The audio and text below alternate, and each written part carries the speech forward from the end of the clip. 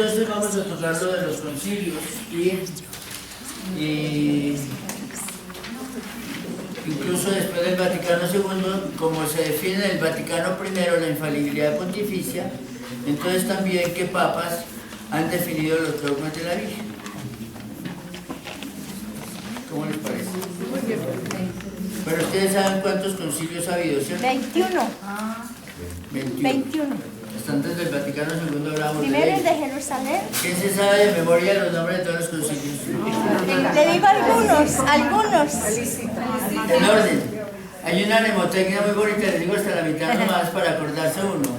Nicocalcoco, Nicolele, ¿cómo? No, bien. Entonces de los 21 concilios, el primero que ya explícitamente, casi todos tienen alguna pequeña alusión. Hablan de la Madre del Señor, etcétera, pero sin darle importancia. De los temas que nos interesan y que después se vuelven, o ya en ese momento se vuelven dogmas, empieza el concilio de Éfeso, que es el 431. ¿Dónde se realiza? En Éfeso. Por eso llama Éfeso. Que El Papa era San Celestino I. Esto también lo va a dar en resumen. Todo lo que está aquí va a estar en el resumen. 431, 400, siglo V. San Celestino I lo convocó y lo presidió San Cirilo de Alejandría. Fue eminentemente teológico porque fue el que definió que Jesús tiene dos naturalezas de una persona. Y eso fue lo que permitió que ese mismo concilio definiera como dogma la maternidad divina de María. Antes, los concilios anteriores habían estado haciendo la teología ya como dogmática de la identidad de Jesucristo. Cuántas naturalezas, cuántas personas. Entonces empezaron a condenar herejías como los que hablaban de que tenía una sola naturaleza, que tenía dos personas, o que negaban una de las dos, etc. Están los monofisitas, etc. Entonces lo que nos interesa es que en el concilio de Éfeso, ya desde el siglo V, 431, se define conscientemente y nunca en la iglesia se volvió a cuestionar, es un dogma de fe: María es Madre de Dios. Sin embargo, por el problema protestante que veremos después, y más que los protestantes que tienen formación teológica y que aunque cuestionan muchas cosas de la Virgen, no discuten eso. Todas las sectas que han aparecido con el nombre de evangélicos o cristianos, que son infinitas, casi cada casita es una iglesia propia, ¿no? Ellos no tienen superiores ni jerarquía ni nada, sino de acuerdo a lo que se lanzó al comienzo del libre examen de la Biblia. Cada pastor inventa su explicación de la Biblia y tiene sus seguidores y echa por ahí. Pero todos coinciden en rechazar a María. Y la gran razón es que ellos tienen pocos elementos teológicos. Los pastores normalmente se forman en la parte pastoral y hacen técnicas de dicción y de comunicación y trabajan con los medios y hacen maravillas, y ahora saben que llenan estadios y que aparecen en televisión por todos los canales del mundo, pero formación teológica tiene muy poquita. La Biblia la utilizan como recetas, frasecitas sueltas para negar o afirmar cosas, a veces sacadas del contexto, y desde ahí crean sus propias doctrinas. Entonces, esa riqueza, es decir, que el estudio de teología casi necesariamente va descubriendo lo que entendió la Iglesia Católica de María. Y casi siempre los vacíos es por falta de conocimiento. Luego el Concilio V, que fue el segundo de Constantinopla, quinto en orden, porque el de Éfeso fue el tercero, el quinto fue el de Constantinopla, en el 553. Él trabajó más directamente el dogma de la Trinidad y definió ya oficialmente la divinidad de Jesucristo. Y entonces vuelve a incidir sobre la maternidad divina de María. El segundo de Constantinopla. Y posteriormente el cuarto concilio de Constantinopla vuelve a hablar de la imagen de María como tal, pero con una explicación. En el concilio anterior y luego en el segundo de Nicea se condena a los iconoclastas. ¿Qué son los iconoclastas? Los destructores de imágenes. Los que sí, Destructores de imágenes. Destructores de imágenes. Ellos pensaban, como muchos evangélicos hoy día, que tener imágenes es ser idólatra. ¿Ustedes les han dicho idólatra alguna vez por eso? Y esas hay señoras de grupos de oración católicos muy fervorosas que se dejan llevar, como ellas son las señoras que no han estudiado teología y son las dueñas del grupo de oración católico.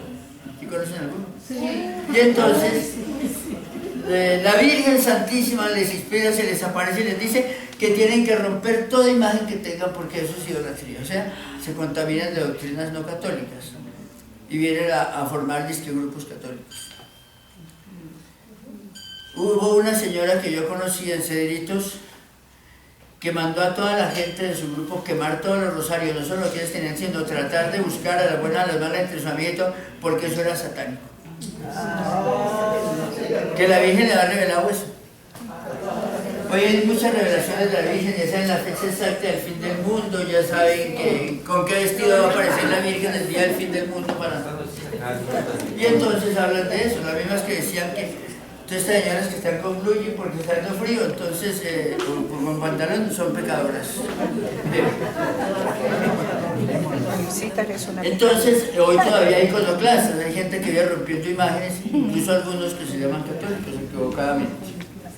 Entonces en el concilio de Nicea y antes en Constantinopla se define que se puede tener imágenes, porque la misma Biblia lo permite. Eso es algo que bueno que ustedes sepan, porque cuando viene un tipo de eso a decirle, mira, aquí la Biblia dice, no adorarás al Señor tu Dios, no te harás imagen de nada que hay en el cielo, ni en la tierra, ni en el mar. ¿Sí lo han leído, cierto?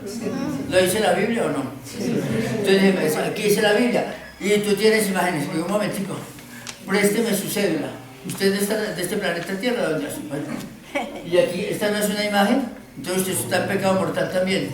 Y muestra la billetera, esta que es mi mamá. Ay, su mamá es otra imagen. Y vamos a su casa, no tiene cuadros, pero todas esas son imágenes. Y hay imágenes de edificios, y hay imágenes de montañas, todas son imágenes de la tierra y todo. Entonces, en determinado momento, cuando los israelitas empezaron a establecerse entre comunidades que eran adoradoras de dioses de barro, de hierro, de oro, de todo eso, para evitar el peligro de contaminación, les dijeron ustedes no se hagan ninguna imagen. Porque creían que el Dios de Israel era uno de tantos dioses, entonces para que no se vayan detrás de los Baales. A medida que ellos fueron madurando en su fe por la misma revelación y por la predicación de Moisés, lo que él recibía de Dios, fueron entendiendo primero que Dios era el más importante de todos los dioses. Y luego maduraron a entender que era el único Dios verdadero. Cuando llegaron a esa etapa, entonces ya el Dios mismo no solo les permite, sino les manda a hacer imágenes. ¿Recuerdan algún texto donde Dios les manda a los judíos a hacer imágenes? La serpiente. La serpiente. Los querubines sobre el arca de la alianza. Los querubines, las uvas. En fin, hay cantidades de símbolos, ahí están en el Deuteronomio, en números y todo eso. Imágenes que manda a hacer Dios. Entonces les dicen, no, que con estas nuevas leyes está derogando la anterior, que era una ley temporal. Entonces no es prohibido. Lo importante es la relación que tengamos con las imágenes. Desgraciadamente hay católicos más formados que sí adoran imágenes. ¿Sí los conocen? Sí. ¿Cuál es más milagrosa, la imagen del Divino Niño o la del Señor de los Milagros? Y las imágenes no son milagrosas. Eso no se llama que Dios se valga de medios, de sacramentales y todo para darnos la salud y todo, vale. Pero es la fe. Es el mismo Jesús, lo mismo que las vírgenes, ¿cierto? Que si la de Lourdes o la de Fátima, o la de Profesor. Entonces le dicen que la Virgen Santa Marta, y piensan que así como hay un poco de vírgenes que de Lourdes y todos son distintas mujeres, hay otra Virgen Santa Marta. Santa Marta era la hermana de Marta. Entonces son ignorancia de la gente y por lo tanto confusiones que nos hacen daño. Entonces ya en el año 553 y luego en el de Nicea 787 se condena a los iconoclastas, se defiende el valor de las imágenes, pero concretamente el Concilio IV de Constantinopla dedica todo un capítulo a defender las imágenes de María. Y es la primera vez que se hace la diferencia entre latría, hiperdulía y dulía. ¿Quién me dice la diferencia de las tres ¿Te palabras? digo? Vea. Latría, Latría, la adoración a Dios. adoración, que es solo para quién. A Dios. Hiperdulía, la veneración a la Santísima Virgen. Ya no es adoración, sino veneración. Veneración. ¿Y qué significa hiperdulía? Sobre la dulía. Por encima de la dulía. ¿Y qué es la dulía? La oración veneración a los siervos de Dios. santos. O sea, a los santos le llaman siervos de Dios. Y María está por encima de los siervos de Dios, por eso hiper. Muy bien, no voy a hablar de hiperdroguería, hipermercado, hipertensión. Por encima de. Dulía significa el culto reservado a los siervos de Dios. Dulé significa siervo. Entonces el culto a los siervos de Dios. Y el culto a María se llama hiperdulía. Se puede dar un culto superior a María, porque no es cualquiera de los santos. Aunque es un ser humano como nosotros, no es Dios. Sin embargo, por ser la madre de Dios, tiene una veneración especial. Entonces, si somos católicos, lo defendemos. Si atacamos eso, dejamos de ser católicos, porque eso está condenado en esos concilios. Entonces vamos en el séptimo concilio, que fue el segundo de Nicea, 787. Y van el cuarto. No, estoy enumerando ya esto, pero digo, en el orden de concilios ese es el séptimo. Luego pasamos al 16. El concilio de Constanza, que fue en 1417. Ahí empieza la guerra contra los primeros protestantes. Ahí se condena a Wilfrid, a Juan Hus y a otros. En esas condenas se los condena sobre todo, están las, no recuerdo el nombre, en fin, las verdades entre comillas que ellos defienden. Entonces la iglesia las va numerando y las condena. Entonces, cuando ellos empiezan a atacar, que niegan la virginidad de María, niegan la maternidad divina de María, niegan la veneración especial que le tiene a María, niegan las imágenes, entonces en este concilio de Constanza quedan condenadas esas frases al condenarlos a ellos, y por lo tanto se defiende la María. Pasamos al concilio de 16, que es muy importante. De 417.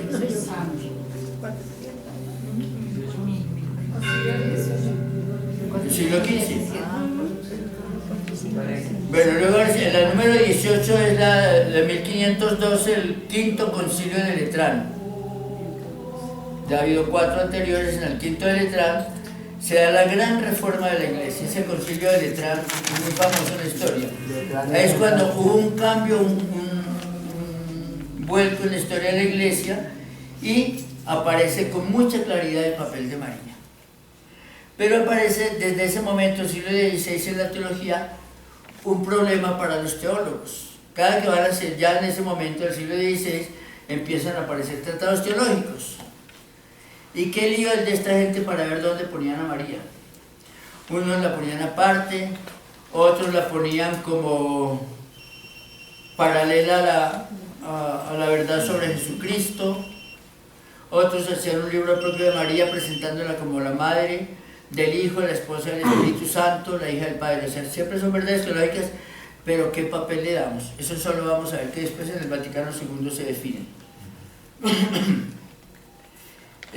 Pasamos al concilio 19, que es el de Trento. Ese concilio de Trento fue muy importante porque ya organiza toda la legislación de la iglesia, y era el que teníamos hasta nuestros tiempos, hasta el Vaticano II. Y por eso cuando a alguien se le quiere decir en religión o en teología que está atrasado, se le dice que es tridentino, porque se quedaron lo de Trento, que digo, para su tiempo cosas muy importantes. Sobre todo con el de Letrán habían enfrentado la reforma protestante. Todo ese siglo XVI fue lucha contra ellos. Entonces el de Trento también fue para eso, pero para condenar directamente el protestantismo y poner las bases de una legislación y una organización teológica de la iglesia. Ese lo convocó Pablo III. El de Trento es el primero que dura más de un año. Dura de 1545 a 1563, o sea, casi 20 años, 18 años. Es decir, duró 100 años. porque fueron años de muchas guerras con los protestantes. Sobre todo con Y por las mismas guerras tenían que cerrar el concilio y echarlo para su casita, y al año siguiente volvían a convocarnos y hacían 3 meses de reunión y vuelta para sus casas. Y luego pasamos al concilio número 20. ¿Cuál fue ese? Vaticano Vaticano I. I, 1800. Lo convoca Pío IX, que fue entre otros un santo muy mariano, ahora lo vamos a ver. Es de 1869 a 1870, dura 2 años.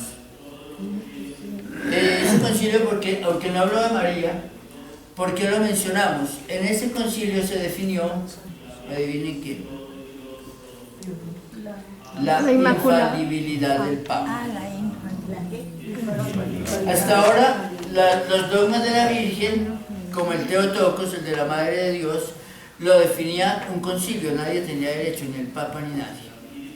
El Vaticano I dice que el Papa es infalible y se cree que desde ese momento ya no se necesitarán más concilios, por eso no llamaba Vaticano I sino Vaticano. Y se creyó que era el final de los concilios, porque normalmente los concilios eran para definir verdades teológicas y por lo tanto dogmas y para condenar lo que se oponía. Pero si el Papa ya lo podía hacer solito, ¿para qué gastar plata y tiempo? Y enredos. Pensaban eso, ¿no? Eso era lo que pensaban. ¿Quién me habla un poquito de la infalibilidad del Papa? ¿Cómo es eso? ¿Te digo? Lo que yo Si el Papa, por ejemplo, habla de gallinas ponedoras, se puede equivocar. Si el Papa habla de los martes a los peregrinos, si el Papa habla de la Virgen, ¿ahí es infalible? Sí. No. Necesitan 3 condiciones. El del dogma y moral, solamente el dogma, Dogma y Y moral. faltan otras 2 condiciones. Primero, es cátedra. Ah, exacto. La cátedra se refiere a la cátedra de San Pedro, el hecho de ser el Papa, como cabeza universal de la Iglesia. Entonces, con mi autoridad de Papa. Segundo, no basta que tenga la autoridad de Papa, o sea, necesita que hable urbi et orbi. ¿Qué significa eso? Para todo el mundo. Urbi significa para la ciudad, el bien urbano, porque él es el obispo de Roma. Pero que no solo hable como obispo de Roma, sino como Papa para todo el mundo. Es casi lo mismo que el anterior, pero lo definen como 2 elementos, porque en la promulgación del dogma tiene que decir: quiero hablar es cátedra, urbi et orbi, y sobre temas de fe y de moral. Si habla es cátedra, urbi et orbi, pero de matemáticas se puede equivocar. O de extraterrestres o de el átomo se puede equivocar. Entonces, necesitan las 3 al tiempo. Si falta una de las 3, no. Falta una. No. Primera, es cátedra. Segunda, urbi et orbi. Tercera, en cuestiones de fe o de moral.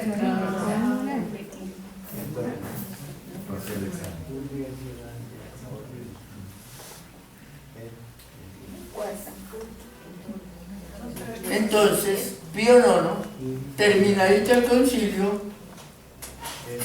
apenas se acaba, define el dogma de la Inmaculada Concepción.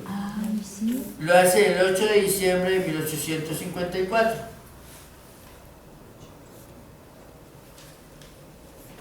En el documento Ineffabilis Deus. Entonces dice: el inefable Dios por su gran misericordia y teniendo en cuenta la redención humana, para lo cual va a mandar a su Hijo muy amado, decide hacerlo humano en el seno de una mujer, la Virgen María. Y entonces define que ella, porque iba a concebir al Hijo de Dios, tenía que nacer inmaculada, sin mancha de pecado original. Bien, eso es un adelanto de lo que viene ahora. Cuando ya se creía que se habían acabado los concilios, viene un loquito que se llama ¿cómo? Juan 23. Juan 23. Pensaron que era un campesinito ahí que no, pues era interesante porque él había estado en la vida diplomática. Y en ese mundo de las guerras él había representado muy bien a la iglesia, o sea, era muy inteligente, pero estaba viejito, parecía, no estaban seguros, pero parecía que estaba enfermo y era como bonachón. En ese momento había una gran pugna en la iglesia. El Papa bueno. La gran pugna era si la iglesia se iba a ir por el lado del mundo, sobre todo occidental, del capitalismo y de toda esta visión, o si el Papa se iba a volver más socialista. Y los candidatos que había, unos eran de lo que hoy llamamos extrema derecha y extrema izquierda, y estaban como muy empatados. Entonces dije, ay, ¿por qué no nombramos a ese viejito bonachón? Queda un poquito de tiempo, por ahí durará máximo 4 o 5 años. Mientras tanto la iglesia madura, entiende qué pasa en el mundo también, y ahí sí vemos qué grupo va a ganar. Entonces, el Espíritu Santo escribe recto con líneas torcidas. Eran las visiones humanas de los padres del concilio, y nombran a Giuseppe Roncalli. ¿Quién era Giuseppe Roncalli? Juan 23. Que nunca dejó de ser campesino y que con su propio estilo, borrachón y todo eso, se convirtió en la mayor revolución de la iglesia de todo. ¿Era italiano? Sí. Se cuenta, por ejemplo, que el día de la entronización como papa, sus hermanitos, también campesinos, llegaron eleganticos de corbatica. Y llegaron una hora antes para que los pusieran en buen puesto y todo. Y el Papa dijo, así no los conozco. Vuelvan con sus trajes campesinos limpiecitos, si quieren nuevos, pero su vida como es. Hoy diríamos aquí entre los boyacenses, vengan con su ranita, vengan como son, dejen de disfrazarse, porque no va a cambiar nada, ni a ustedes les voy a dar títulos especiales, ni plata, ni los voy a mencionar nunca. Entonces vengan aquí como cualquier hijo de vecino y se sientan. Ahí empezó la revolución. Eso fue como en 1960. Bueno, desde la fecha. 63. Entonces el Concilio Vaticano II es nombrado por el Papa. ¿Qué pelea cuando él dice vamos a nombrar, a impulsar un concilio que va a ser ecuménico? Porque no es solo como para siempre para obispos, no. Convoco a todos los cristianos de todas las confesiones, por eso es ecuménico. Convoco particularmente a los protestantes de las doctrinas más serias protestantes, de las iglesias reformadas. Convoco a los heterodoxos, a los de Oriente, a los que están en los cismas, que vengan y nos ayuden a hacer teología. Porque el mundo ha cambiado y la iglesia no quiere cambiar, estamos todavía con tren. ¿Y fue alguno que no sea católico? ¿Cómo? ¿Y fue alguno que no sea católico? Muchos sí. Al menos Fueron todos, fue ecuménico de verdad. Claro que ellos no iban con voz y voto, pero iban con voz pero no con voto. Y participaron mucho en las discusiones, mostraron otra cara del mundo. Fuera de eclesiásticos de cualquier confesión, llevaron filósofos, teólogos, científicos, laicos, hombres y mujeres católicos. Fue mucha gente muy importante. Y ese concilio tuvo 4 sesiones, la primera solo la pudo tener Juan 23. Creen algunos que por mala intención y por la visión que llevaba, fue asesinado, lo mismo que después Juan Pablo I. Otros dicen que no, pero son discusiones que hay. El hecho es que no se ha permitido exhumar sus cuerpos para confirmar eso. Pero es lo que se dice, se lo apareció en la prensa, en muchas partes. El Papa que continuó el Vaticano II fue Pablo VI, entonces así es de 1962 a 65 duró el concilio durante 4 sesiones. Y en la más importante, en la Constitución Lumen Gentium, habla expresamente de María. Aquí realmente resuelve ese problema que estaba desde la Edad Media. ¿Qué papel hace María en la teología? Hay un apartado de teología que se llama Mariología. La ponemos como apéndice del papel de Jesucristo, lo ponemos a la luz de la Santísima Trinidad. Entonces el Vaticano II define que María no merece un capítulo aparte, porque llena completamente la teología católica. Para cualquier parte de la teología católica que se mencione, tiene que aparecer María. Y de hecho el Vaticano II en todos los momentos la va mencionando. Entonces insiste en que es hija del Padre, madre del Hijo y esposa del Espíritu Santo. Insiste en que es madre de la Iglesia, madre del Cristo personal y madre de la Iglesia. Y sobre todo al cambiar su concepción de Iglesia, insiste mucho el Vaticano II en que la iglesia es pueblo de Dios. ¿Y el otro título cuál es? Ahorita me acuerdo. Da dos rangos de autodefinición de la iglesia, por eso la Constitución sobre la iglesia, y ahí mismo aparece bien clarito el papel de María. Sobre decir la devoción, que eso lo mencionaremos después, que el Papa le tenía a la Virgen Santísima, todos los títulos que le dio y los rangos especiales. Y en la clausura del Vaticano II, eso lo voy a poner en resumen, el Papa Pablo VI, la parte central de la clausura se la dedica a la Virgen.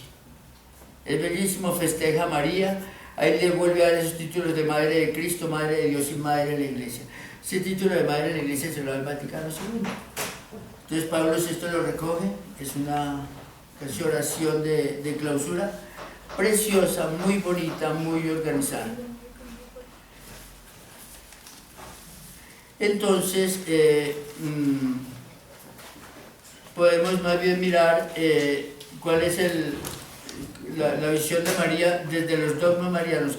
Faltaba un concilio que no es universal, el Concilio de Toledo, fue un concilio español, pero dice, por ejemplo, creemos que de estas tres personas, Padre, Hijo y Espíritu Santo, solo la persona del Hijo asumió la condición humana sin pecado, de la Santa e Inmaculada Virgen María, Madre de Dios y Madre nuestra. Que ese concilio de Toledo al principio, por allá como en el siglo V, dijera esas cosas tan claras, fue muy bonito, ¿no? Lo tomamos como, no dentro de los concilios oficiales de la Iglesia, sino como era desde el comienzo el amor, la devoción que tenía la Virgen. Hay cosas que han pasado la tradición oral de la Iglesia. Por ejemplo, como redentorista yo viví con mucha emoción toda la leyenda, es una leyenda al fin y al cabo, que existe sobre la Virgen del Perpetuo Socorro. O sea, lo que históricamente se sabe era que había el peligro de un naufragio, hay un señor llevaba una imagen de la Virgen, pasó como en el caso de Jonás, que le iban a tirar al mar porque se había robado esa imagen. Entonces, cuando él promete llevarla a una iglesia, ya llega a tierra, la lleva a la iglesia de San Mateo, etc. Pero la leyenda dice que la Virgen del Perpetuo Socorro la pintó directamente San Lucas, que era médico y era pintor y evangelista. Y que de esas imágenes pintó como unas 3 o 4 San Lucas del mismo rasgo. Se desprendieron 2 series de imágenes, unas griegas y otras rusas, que eran las odigitrias y las estranallas. Las odigitrias eran las vírgenes griegas, que hoy vemos muchísimos íconos de ellas, y son parecidas al Perpetuo Socorro con sus rayitas, sus flecos, la cara largadita y todo. Y las estranallas eran las rusas, que también son muy parecidas. Son 2 escuelas muy parecidas, una en Grecia y otra en Rusia, que se dice que eran de seguidores de esa, o discípulos de San Lucas en el arte mariano. Pero eso nos lleva a pensar que desde la más remota antigüedad se tienen imágenes de María, y eso fue lo que se definió después en los concilios. Bien, ¿cuántos dogmas marianos ya hay definidos por la Iglesia? La Inmaculada ¿Cuántos? Juanino, ¿cuántos? La Inmaculada Concepción. La Concepción, Son 4. la Asunción, La maternidad divina de María, la Inmaculada Concepción, la perpetua virginidad de María y la Asunción de María en cuerpo y alma al cielo. Entonces, la maternidad divina de María, ya nos pasa, no, vamos bien el tiempo, ¿sí?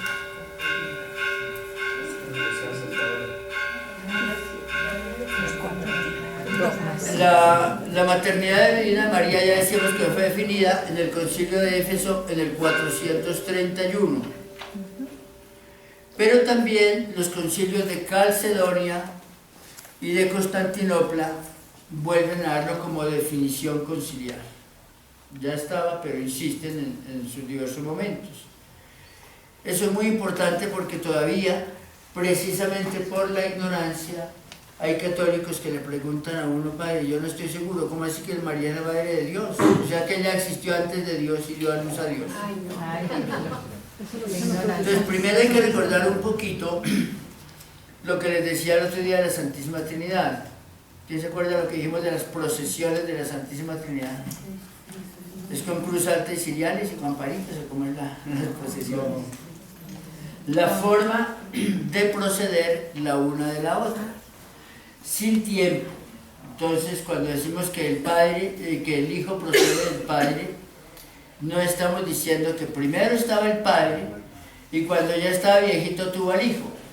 Eso hay que tenerlo muy en cuenta porque los dibujos o imágenes que se hacen de la Santísima Trinidad pueden llevar a ese equívoco, ¿cierto?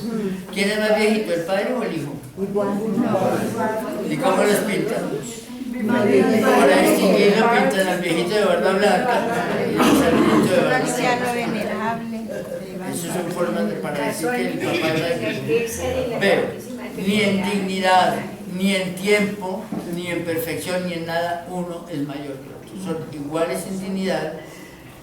Las tres personas son un solo Dios verdadero.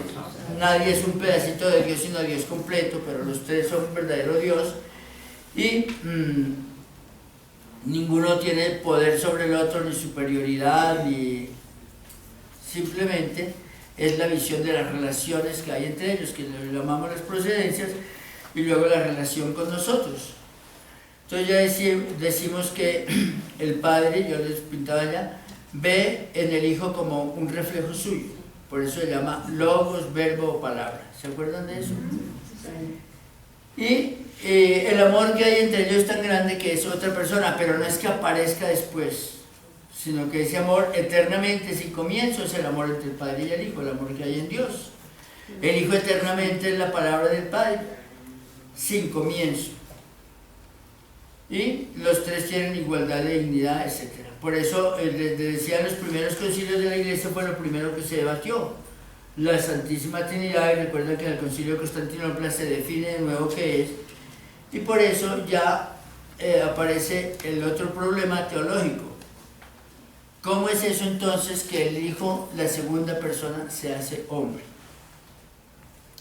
Entonces vienen los grandes debates que yo les decía.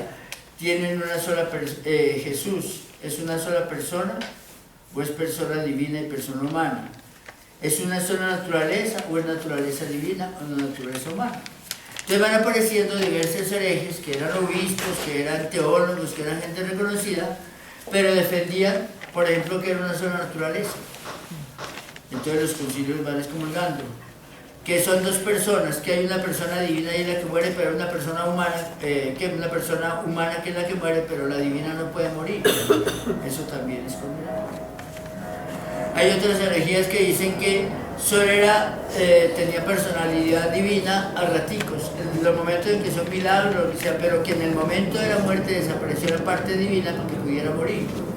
Todo ese tipo de enredos que buscaban los teólogos cómo explicar, fueron condenados como herejías. Hoy sabemos que están los monofisitas, etc. Entonces, la verdad es que hay naturaleza humana, porque nace de una mujer y es verdaderamente hombre, lo que hace que sea verdaderamente hombre. Y hay naturaleza divina, lo que hace que sea verdaderamente Dios. Pero una sola persona. Por eso no se puede decir que María es madre del Señor en cuanto hombre, pero nada más. Es lo que defiende el Concilio de Éfeso. Es madre de Dios porque Jesucristo no es un pedacito de Dios, sino el Dios completo. Aquí le resumo muchos siglos de debates teológicos y muchos libros de teología, como para que lo tengan claro. Yo les decía, esa visión de la Trinidad en primer lugar, y luego del Hijo de Dios, que es Jesucristo, es lo que permite abordar ya en el Concilio de Éfeso el papel de María. Si es cierto que son tres personas distintas de un solo Dios verdadero, si es cierto que la segunda persona es tan Dios como el Padre y el Espíritu Santo, pero diferente a ellos porque son personas distintas de un solo Dios verdadero, entonces esta mujer llamada María no es solo madre de la parte humana de Jesús, porque no hay dos personas en Jesús sino una sola persona, y es madre de la persona de Jesús, y esa persona es Dios completamente, de modo que es madre de Dios. ¿Ven la lógica? Sí, señor. Es bueno que la discutan porque ustedes saben que hoy día nos pelean mucho, no solo protestantes, también católicos mal formados que nos pelean sobre esto. Entonces es madre de Dios.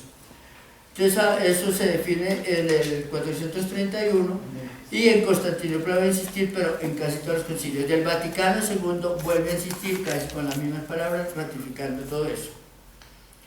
Viene otro debate teológico sobre la Inmaculada Concepción. ¿Cuál sería el debate teológico que había en la base de esto? Que no había concebido. Antes de aplicarlo a María, ¿cuál es el debate teológico de donde después se va a aplicar a María? ¿En qué consiste qué? Que no tenía el pecado original. ¿Qué consiste en la virginidad? La Inmaculada Concepción de María. Que nació sin el pecado original. El debate es el pecado original. Para ustedes, ¿qué es el pecado original? Entonces, ¿en qué consiste el pecado original? Bueno, es que distingamos dos cosas. El supuesto pecado de la primera pareja y luego por qué se vuelve original. Entonces, primera pregunta, la que se está contestando. ¿En qué consiste el pecado original? En el pecado de la primera pareja.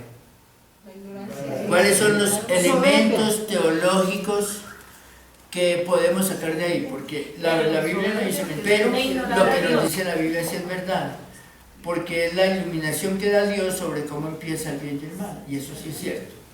Entonces, ese pecado de nuestros padres, ¿qué quiere significar? Eso es lo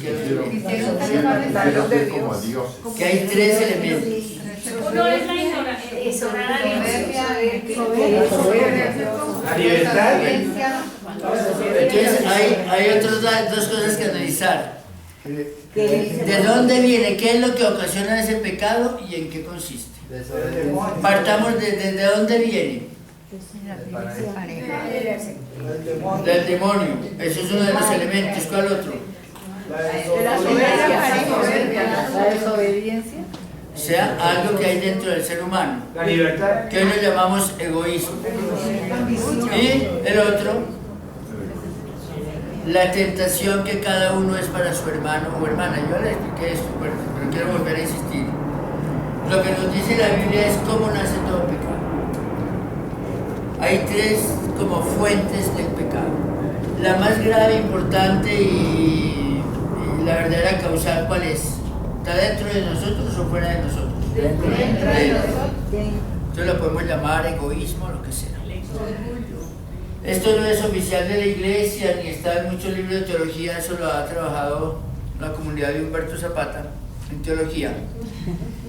Yo fundé una comunidad de jóvenes, ustedes saben, ¿cierto? Nosotros trabajamos mucho en teología, pero también en las parroquias donde estaba la gente hace teología.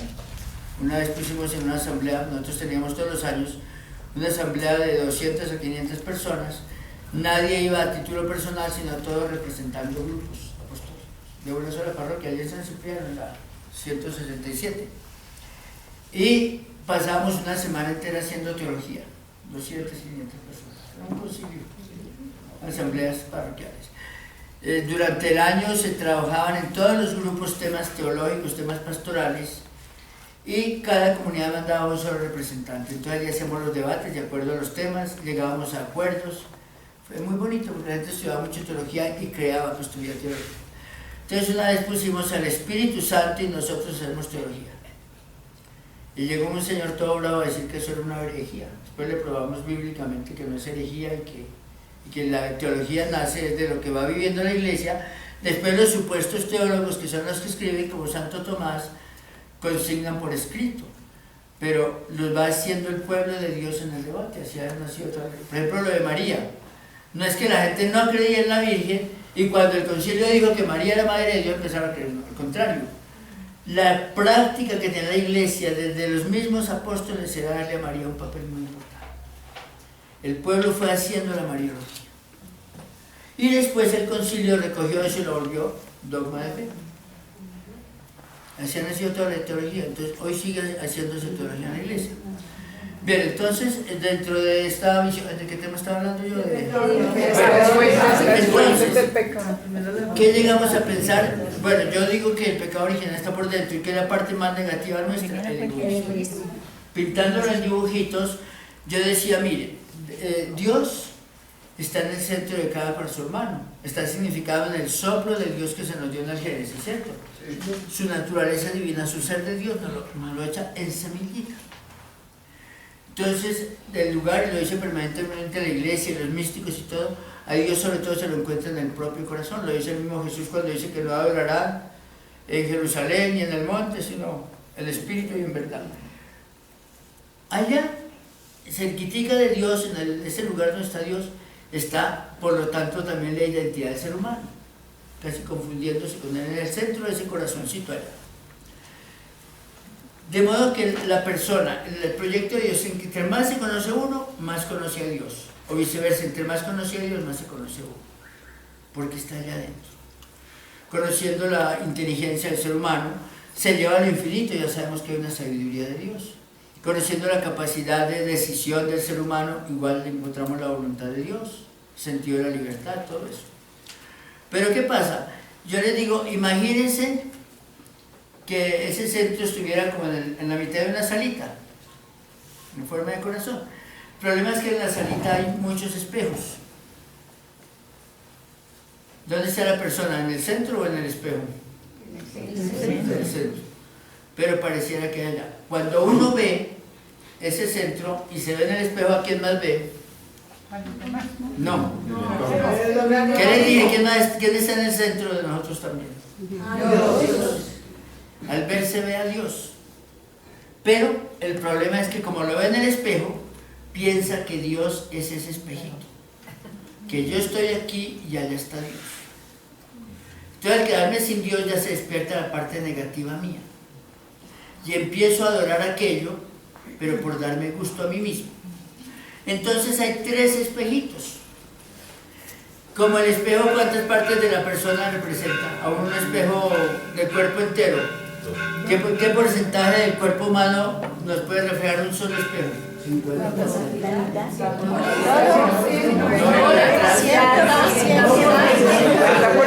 porque atrás. Por eso, y falta ver atrás. Máximo alcanzaría el 50%. Pero si además es un espejito de ladito, yo me voy a mirar ese bigote, entonces yo veo ese Entonces yo sé cuando me voy a arreglar que me queda torcidito y todo, porque bueno, pero estoy viendo un pedacito mío, no todo lo mío. Pero además ese no soy yo, es un reflejo. Y yo tengo que saber que está al revés, si no la embarro con la cuchilla, ¿cierto? Lo que aquí está a mi derecha, ya está a la izquierda del muñeco que está al otro lado. Bien, eso pasa con esos pedacitos de Dios. Por eso me inventé la imagen del espejo. Es una imaginación mía, soy muy loco. Entonces, un pedacito del espejo pinta, por ejemplo, la riqueza de Dios. Es el dueño de todo. En un espejito veo que Dios es muy rico. Otro pedacito me muestra el poder de Dios. Bonito, ¿cierto? Otro pedacito me muestra la felicidad de Dios, la gloria de Dios. ¿Y dónde está la trampa? En que por olvidar que Dios está conmigo, yo a mí me estoy viendo, sé que yo estoy ahí, yo no me muevo del centro, me quedo en el centro. Pero como no siento a Dios por culpa mía, por mi pecado, me imagino que Dios es eso que veo allá. Y entonces adivina qué pasa. Empiezo a adorar el espejito, pensando que es un Dios. Porque lo veo allá detrás de mí. También me veo, pero veo como reflejo. En cambio no veo que eso es un reflejo de Dios, sino pienso que es un Dios. ¿Se les había ocurrido eso? No. Por eso todos los moralistas del mundo, también desde el siglo II y III, han dicho que hay tres grandes fuerzas del pecado, tres grandes necesidades en mi egoísmo que me llevan al pecado, que son el afán o necesidad de riquezas, de poder o de placer. No hay pecado que no tenga que ver con eso. Afán de poder, afán de tener, afán de placer. Búsqueme un pecado que no entre ahí.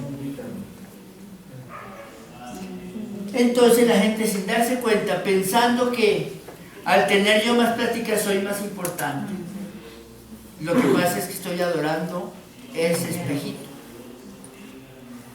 Ya no adoro a Dios, sino adoro el poder. Y la gente se hace matar por el poder.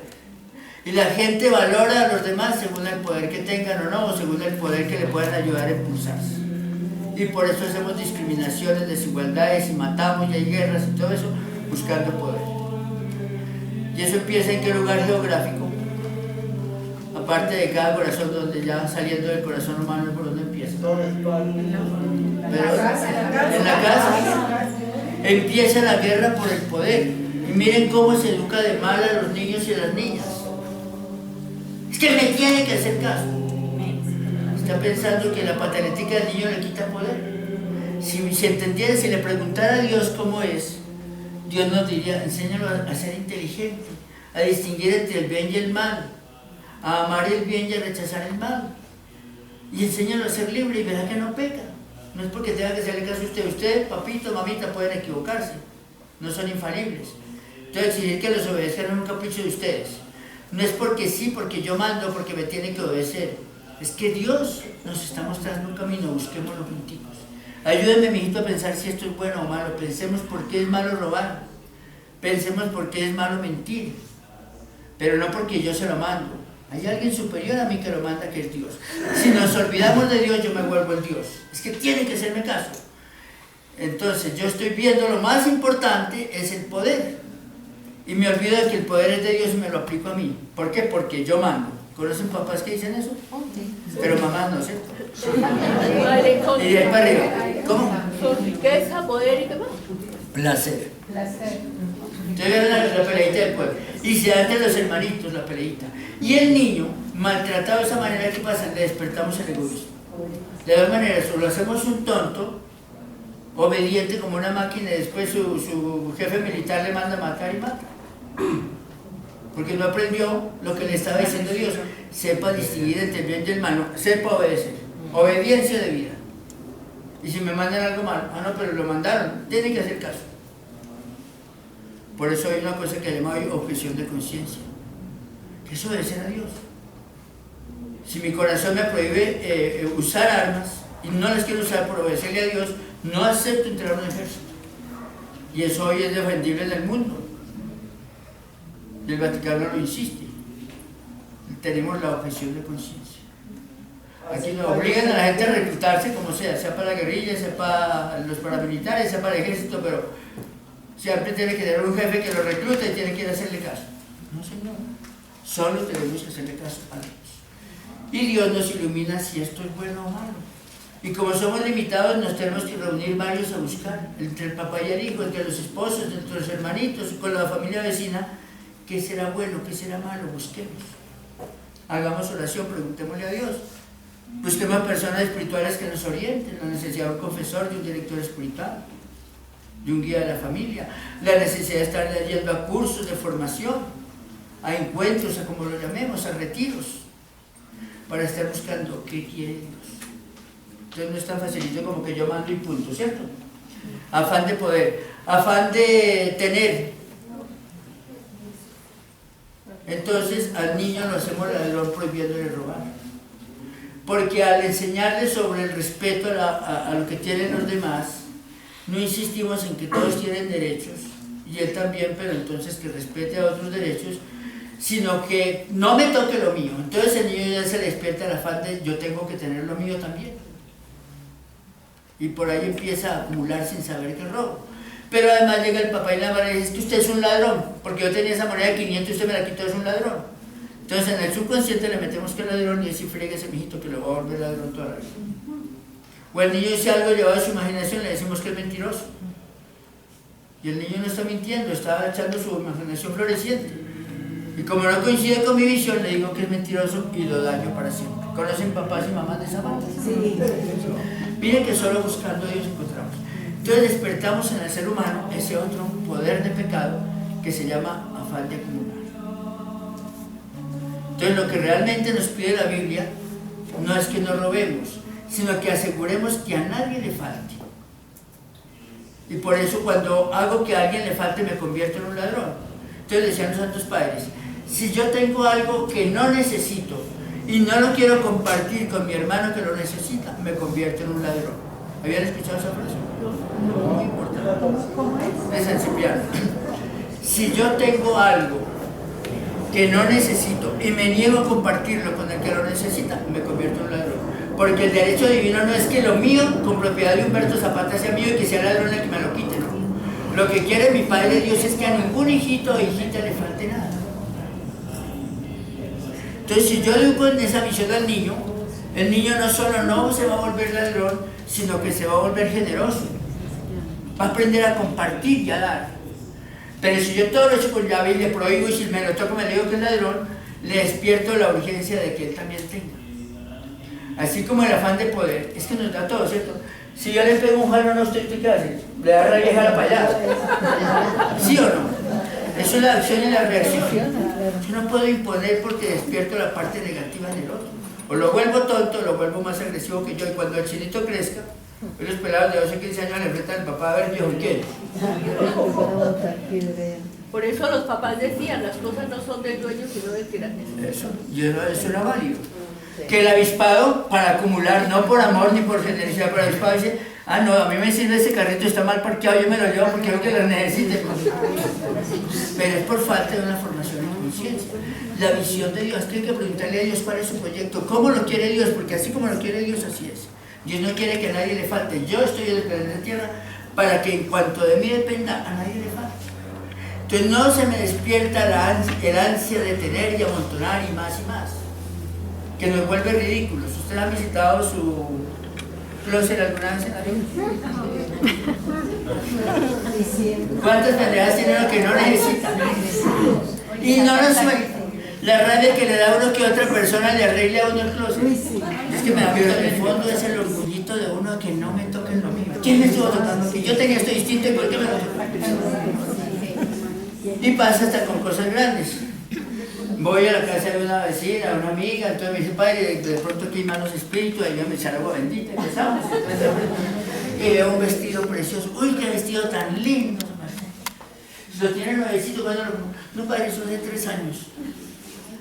Qué bonito, pero está como nuevo. Sí, padre, es que me lo puse hace 3 años. No se lo voy a poner, no, padre. ¿Y por qué? Es que no ha tenido fiestas grandes, sí, yo he tenido otras fiestas y todo. Pero es que ponerme algo que ya me dieron, que no me lo jure el padre. Bueno, si no se lo va a poner, ¿por qué no lo regala? Pero con tanto que me costó. ¿Por qué no lo venden? No, padre, pero es que esos recuerdos. Claro que tiene esa. Apegos. Pierde, uno queriendo tener más pierde, se vuelve esclavo. Las cosas son para uno, no uno para las cosas. Entonces me vuelvo esclavo y si me falta eso pierdo la paz. ¿Y dónde está? ¿Y qué se me hizo? Y me vuelvo loco. Pero no, pero es que se me perdió, es mío. Y al chiquitico le enseñamos a que diga mío.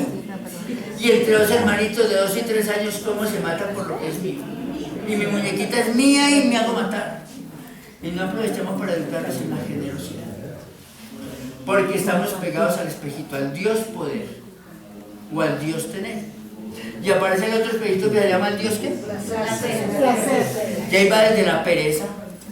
Ay, qué mamera. ¿Quién levantó hoy a los muchachos?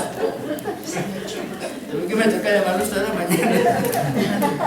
Saben que tienen que clase en la universidad a las 7 de la mañana, que tienen que levantarse a las 5 y media o antes. Ay, un ratico, levánteme a las 5. Bueno, listo. No, un ratico más. Bueno, me baño y me arreglo. ¿Qué hubo? Ah, no, otro poquito. A las 9 de la mañana me tengo que ir. Llego, llamo a las 9. No, que me quedé, no puedo ir ya. Es que no hay más placer. El mejor placer es dormir un poquito más. Pero en el fondo es la incapacidad, o sea, las ganas de sentirme bien. O se meten al chorrito de agua caliente y 2 horas, es que se lo han rico. Y desde ahí llegan a todos los placeres absurdos y se llega a la droga y se llega al alcoholismo y se llega al abuso del sexo y a todo lo que quieran. Y hoy nuestra sociedad sí que es experta en despertar necesidades de placeres, inventarse placeres que nunca habían existido con tal de que la gente consuma. ¿Conocen esa sociedad? No. Entonces busquen cualquier pecado del ser humano, chiquito o grande, y verá que es poder tener un placer. Entonces por eso yo inventé esa fabulita de los espejitos. Aunque está retratando a Dios conmigo y a mí con Dios, y por lo tanto me obliga a preguntarle a Dios, ¿qué quieres de mí? Se me olvida.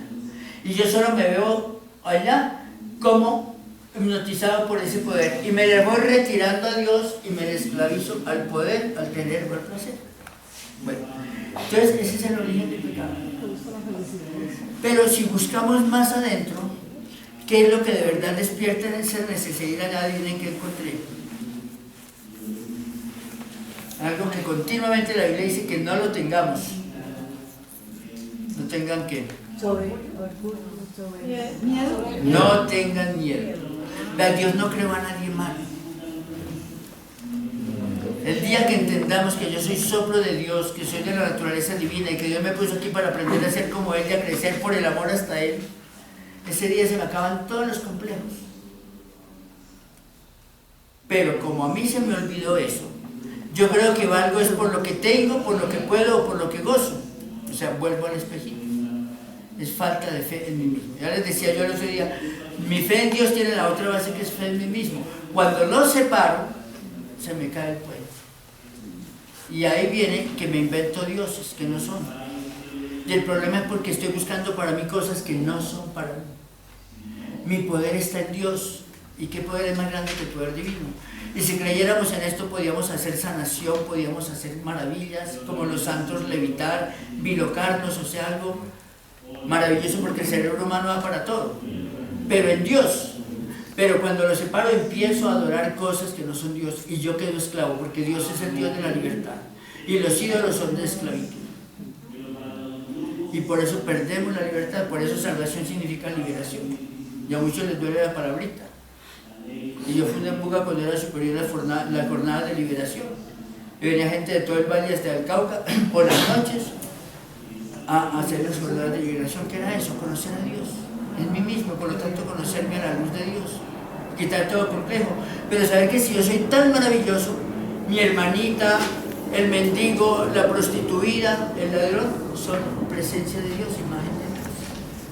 Y por eso lucho para que lleguen a su dignidad. Son joyas que están en un basurero, pero son joyas, hay que levantarlas y hacerlas brillar. Entonces se me despierta el apostolado, el anunciar a Jesucristo, el ser misionero, todo lo que quieran. Pero tengo un ideal en mi vida. Pero cuando el ideal de la gente es amontonar plata, se vuelve una locura, ¿cierto? ¿Con cuánta plata queda uno contento? Qué emoción cuando uno niño le dice que ya tiene el primer millón de pesos, un millón. Pero un millón ¿para qué sirve? No le doy un mes. Entonces, no, si ahorita es 10 millones. Uno queda contento con 10 millones, ¿para qué le sirven a uno 10 millones? ¿Se compró un carro con 10 millones? No, yo ahorita es 100 millones. ¿Y que tiene 100 millones queda contento? Ay, es que yo con 100 millones yo no me puedo comprar una casita bonita, buena. Bueno, 1.000 millones. ¿Quedó contento con 1.000 millones? ¿Que los tiene que quedar contento? ¿Cómo así? Un pichorro de 1.000 millones cuando hay gente con apartamentos de 2.000, 3.000 millones. Y hay gente que tiene miles de millones y yo con 1.000 milloncitos nomás. Y viene la competencia, hija. Y se crea toda una estructura del mundo que se llama capitalismo. El capital es superior a la persona, que tenga plata vale y el que no tenga se fregó. Y nunca queda uno contento. Ni lo disfruta ni lo deja disfrutar. Esclavo de un ídolo. Cuando esa gente millonaria tiene tiempo para algo, siquiera para su familia. Pueden tener 10 fincas, cuando gozan de una sola finca. No tienen tiempo, desesperados. Y allá van a la finca y dicen, ahora mis negocios, y mire el banco, y mire la... Es un desespero. Y va una viejita por ahí por Dios y todo, y vive feliz la viejita, y le tocó ir a dormir debajo del puente, y duerme rico la viejita al día siguiente. ¿Sí o no? Esclavos. Entonces, hay del miedo. El miedo a quedarme pobre me hace ser esclavo del tener.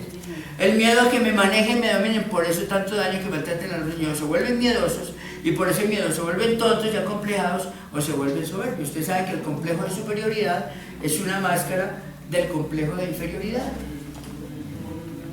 Padre, y el miedo a las enfermedades. Lo mismo, todo miedo. Cuando usted le tiene miedo a los perros, ¿qué pasa? Sabemos los psicólogos que muchos, la mayoría de las formas de cánceres se crean por el miedo. La obsesión hace que psicológicamente el cerebro mande más fuerza hacia allá y empiezan a multiplicarse las células y cáncer. Que voy a tener cáncer del hígado y todo el día pensando en algo y me va a animar y le da. ¿La violencia qué es? En fin, con todo pasa. ¿Y por qué siempre los ángeles se le parecían a la Virgen, a los santos, a los profetas, a quien sea? No tengan miedo. Sí, el saludo es ese, no tengan miedo. Porque ahí está la clave de todo mal. Dios no hizo a la gente mala. Pero cuando la gente no ve su grandeza a la luz de Dios, se llena de miedos. Y el miedo los hace esclavos. Y por la esclavitud caen en el vicio, en el pecado, en lo que sea. Y vienen las guerras, viene este mundo infernal que hemos construido. Por el miedo. Y hasta ahora qué terrible que nos habían dado una educación era basada en el miedo. Hoy ni siquiera los animalitos hay que maltratarlos. Pero pensamos lo que se llama el conductismo, y es una corriente de psicología, que a uno tienen que adiestrarlo como un animalito. ¿Cómo adiestran los animales salvajes en los circos, por ejemplo? Con el castigo y el premio. Si lo hace mal, su juetazo. Si lo hace bien, un pescadito, un pedito de carne o lo que sea, un dulcecito. Y entonces a los niños, mijitos, si me trae la leche, le doy un dulce. Si no, le doy un juetazo. Claro que eso no nos pasa entre nosotros por allá lejos. No somos animalitos para que nos adiesten. Somos seres venidos de la divinidad, parecidos al Padre Creador, al Espíritu Santo Amor y al Hijo que realiza esos sueños del Padre y del Espíritu Santo. Inteligencia, voluntad y libertad, ya lo pintamos en el tablero. De modo que eso es el ser humano, pero solo lo ve a la luz de Dios. Sin Dios empieza a buscar de qué se agarra para sentirse importante. Y son puros complejos, miedo a no ser yo. Porque se ven esos espejitos y se dejan ilusionales por el poder que ve en el espejo, pero no ve su persona, porque tampoco quiso ver a Dios y se le fue detrás del espejo. Bien, entonces esas son como las fuentes. ¿Por qué caminitos nos llegan? Por los tres. El egoísmo, que es el que estoy definiendo. Se vuelve tan enfermo, tan obsesivo, que es una enfermedad, y entonces me maneja. Pero no es suficiente eso. El otro tiene egoísmos que despiertan el mío. La culpa no fue de Eva, es un símbolo. Quiere decir que un ser humano invita al otro a pecar. Y es lo que llamábamos en catecismo el mundo. Entonces lo que se llama la carne no es la sexualidad del catecismo, sino mi ego. Es la forma hebrea de decirlo carne, ¿cierto? Entonces el demonio era el menos grave de los enemigos, un angelito que no quiso obedecernos. Él quería obedecer a Dios, pero no quiso obedecerlo al punto de obedecernos a nosotros y se volvió enemigo de Dios y enemigo nuestro. Pero no tiene ningún poder. Y cuando le dice a Jesús en sus tentaciones, miren todo el poder que yo tengo, porque a mí me lo han dado. Uno se lo da con sus miedos. Cuando le tiene miedo al diablo, está adorando al diablo. Le está diciendo que ni siquiera es capaz Dios de defenderlo. Si yo supiera que estoy con mi papá, Dios para el miedo. Un peladito que está peleando con otro allá en la escuela. Pongamos uno de 10 con uno de 12 años. Parece que va a ganar el de 12. Pero de pronto aparece el papá del de 10 o el hermanito grande. Ahora sí, véngase, ya no estoy solito. Si sintiéramos la fuerza de Dios que tenemos, le digo a Dios lo que yo, ¿usted qué me va a hacer? Usted no es superior a mí. Pues está fregado porque no quiso obedecer, pues sigue así, o obedezca y mira que se salva. Entonces, no hay por qué tenerle miedo, pero nos ha hecho toda una fantasmagoría de que es un monstruo, de que es tan horrible, que lo pintan con cachos y cola y que hace estragos, y la gente empieza a temblar. Y entonces, aunque no es el diablo, está en la oscuridad, y qué miedo. La mamá, para que el niño obedezca, y viene el coco y se lo lleva. Y le creamos una cantidad de miedos que empieza. El mundo, que es la tentación que nos ponemos unos a otros, que se vuelve un tejido. ¿Qué dirá la gente, cierto? ¿Y por qué dirá la gente? Hoy mandan a abortar, a casarse con la que no es, a volarse de la casa, a prostituirse. ¿Qué dirá la gente? Es pura hipocresía. Y detrás de todo el diablo, que es el que nos engaña, padre de la mentira, lo llama Jesús. Bueno, eso es el pecado. Entonces, ¿qué pasa con María? Porque es que si no entendemos todo eso, no sabemos de qué fue liberada María. María, que tiene esa unión tan íntima con Dios como nadie la ha tenido, por eso es exclusivo en ella, desde el primer instante de su ser natural, por regalo de Dios, porque ella no podía merecer, porque no existía, y porque estaba en los planes de Dios desde toda la eternidad, nació sin esos espejitos, sin esa tentación de que hay otro más poderoso por allá que me va a ayudar y que me va a hacer importante. Y por eso, con esa humildad que le dicen, va a ser la madre de su Señor, es aquí la esclava. Ni se le da orgullo. Primero cuestionó, pero es que yo voy a ser virgen. Sí, pero por eso la necesitamos. Ah, bueno, entonces aquí está la esclava.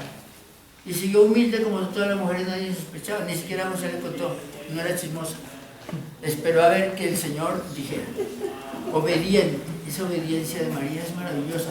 Al único que hay que obedecerle a Dios. Y para no obedecerle a Herodes, salió desplazada a un país extraño, de otro idioma, de otra religión y todo. Por obedecer a Dios, se fue al lugar donde no había templo, ni Dios de Israel, ni nada, pero era porque su Dios la mandaba ir allá, en desplazamiento.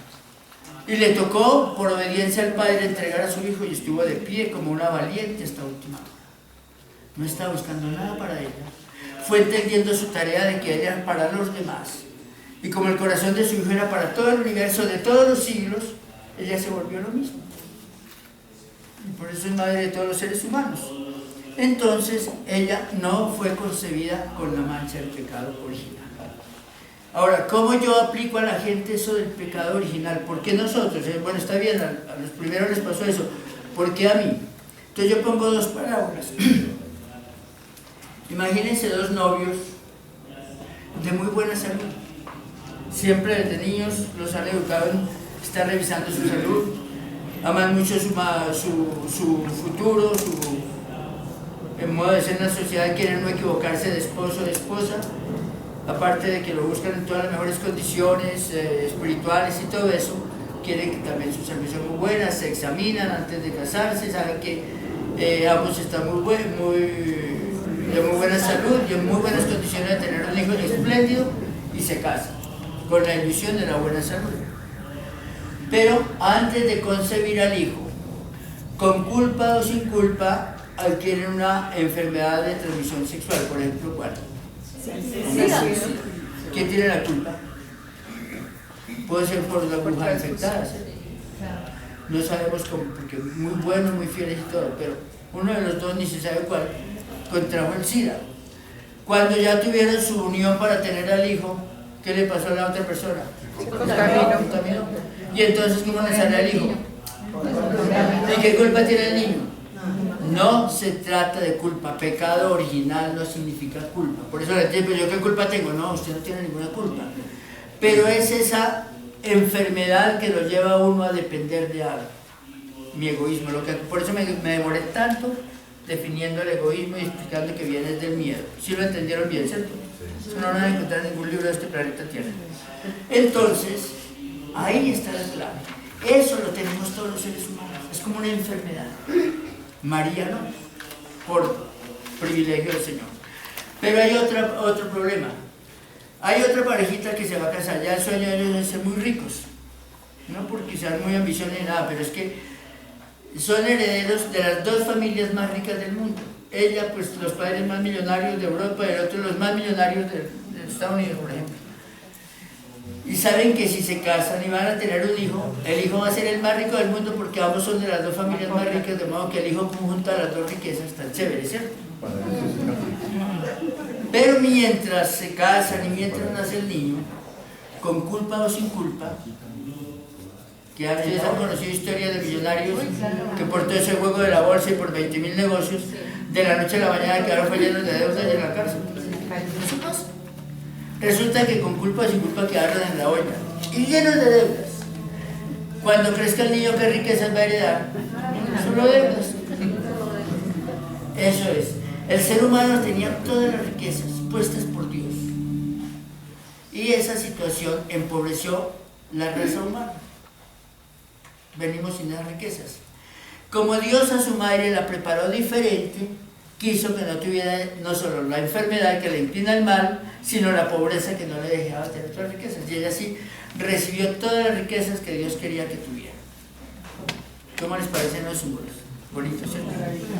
Entonces, esto ya no en términos humanos, como yo lo explico, sino teológicos, discutían qué era el pecado y qué era el reato y todo eso, para definir en el concilio que era el Vaticano II. Entonces, una vez definido eso, definieron la Inmaculada Concepción de la Virgen María. Pero como ya se había nombrado, se había dado el dogma de la infalibilidad del pontífice, Pío IX en 1854 definió que María era concebida sin mancha de pecado original. Me alargué mucho, pero nos ayuda, ¿cierto? El otro era lo que discutíamos el otro día. Lo que definió en varios concilios se anunciaba, pero él se definió claramente en el Lumen Gentium del Vaticano II. Textualmente dice que antes del parto, durante el parto y perpetuamente después del parto, María es virgen. Eso ya es un dogma de fe, la perpetua virginidad de la Virgen. Está en Lumen Gentium. Y por último, la Asunción de la Virgen, que ya la explicaba el otro día, cuando hablábamos de la resurrección. La Virgen subió en cuerpo y alma a los cielos. Y Pío XII, al definir esto, cita la frase de San Pablo cuando habla de Jesucristo y se la aplica a María. Él es el primer fruto de la gran cosecha de todos los que vamos a resucitar. Eso está en 1 Corintios, capítulo 15.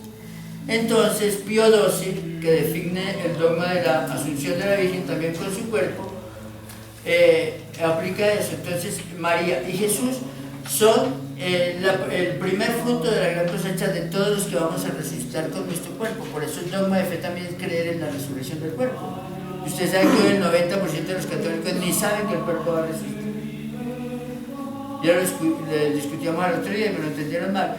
Pero es esto, esas son definiciones del concilio de que el ser humano se salva en cuerpo, alma y espíritu. Pero dice que María es la clave, como la seguridad, la garantía de que todos vamos a resucitar con nuestro cuerpo. Porque dice, de Jesús se puede pensar que como es también Dios, que de pronto él fue por una cosa misteriosa. Pero María, que no es Dios, también resucitó y subió con su cuerpo de alma al cielo. Por lo tanto, todos vamos a subir después de ella. Entonces son los 4 dogmas de lo que nos habla el concilio.